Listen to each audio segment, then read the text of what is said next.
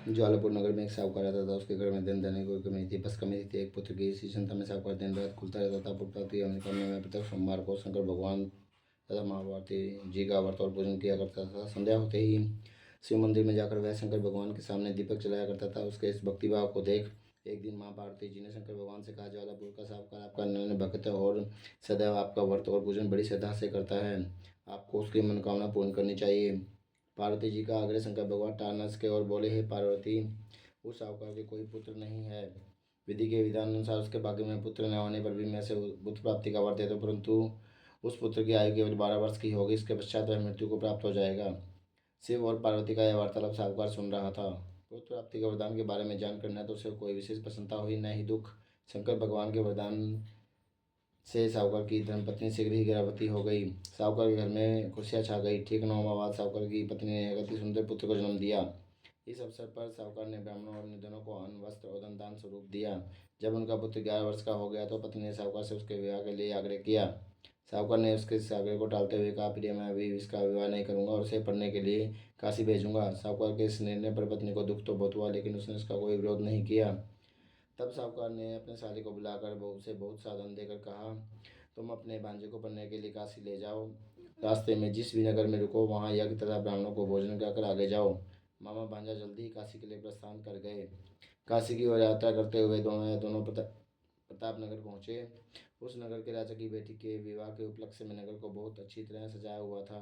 एक विशाल मैदान में बड़े बड़े सामाने लगाकर भारत को वहाँ ठहराया गया था। दोनों मामा भांजे उस भारत को देखने गए। तभी दूल्हे के पिता ने साहूकार के सुंदर बेटे को देखा और अपने एक सेवक को भेजकर दोनों को अपने सामने में बुलवाया। राजा अपने जिस बेटे की भारत लेकर राजकुमारी से विवाह के लिए आया था वह काक से काना था।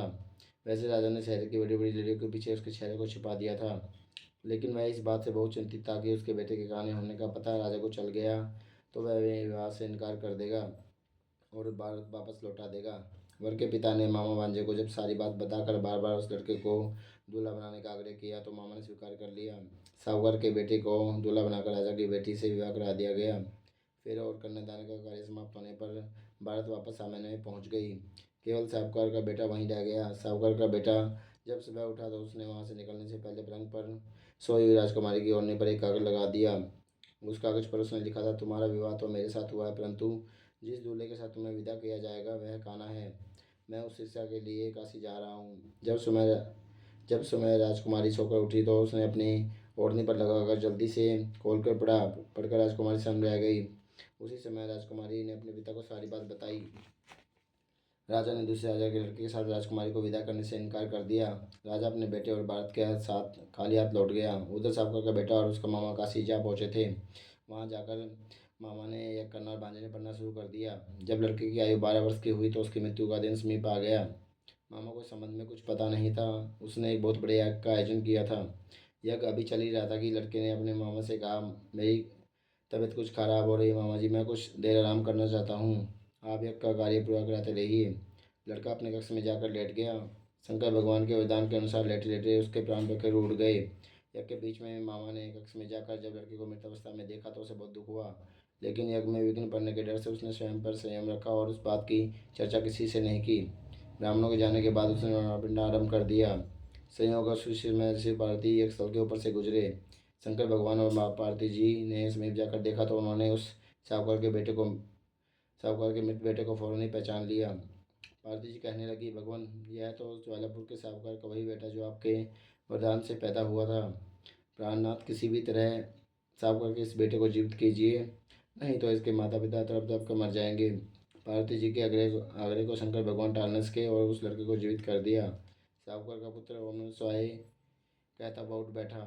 शिव और पार्वती कैलाश पर्वत को चले गए। कुछ दिनों बाद मामा भांजा दोनों अपने प्रतापनगर पहुंचे। वहां पहुंचकर मामा भांजे ने वहां यज्ञ किया। संयोग से उस नगर का राजा उस स्थान से गुजरा। राजा ने साहूकार के बेटे को यज्ञ करते देखा तो फौरन ही उसे पहचान लिया। अतः वह उन दोनों को अपने महल में ले आया। कुछ दिन उन्हें अपने महल में रखकर दोनों का खूब आदर सत्कार किया और फिर बहुत सा धन, बहुमूल्य स्वर्ण आभूषण और वस्त्र देकर राजकुमारी के साथ उन्हें विदा किया। दास दासियों के अलावा उनकी सुरक्षा के लिए बहुत से सैनिक भी साथ भेजे। जब वह अपने शहर के निकट पहुंचे तो मामा ने एक सैनिक के हाथों अपने सकुशल लौटने की सूचना भिजवाई। जब सैनिक ने आकर यह समाचार दिया कि उनका पुत्र सकुशल लौट आया तो उन्हें एक विश्वास नहीं हुआ। लेकिन जब सैनिक ने शपथ लेकर दोबारा यह बात कही तो वह अपनी पत्नी और अन्य सगे संबंधियों के साथ नगर के द्वार पर पहुंचा और गाजे बाजे के साथ उन्हें घर ले आया। राजकुमारी से बेटे के विवाह की सूचना ने उसकी खुशियां दुगनी कर दी थी। जो प्राणी सोमवार का विधिवत व्रत करके शंकर भगवान व माँ पार्वती जी की पूजा करता है, उस पर नीलकंठ महादेव अनुकंपा करके उसका घर खुशियों से भर देते हैं। निसंतानों को पुत्र प्राप्ति का वरदान देते हैं और धन संपत्ति के भंडार भरते हैं।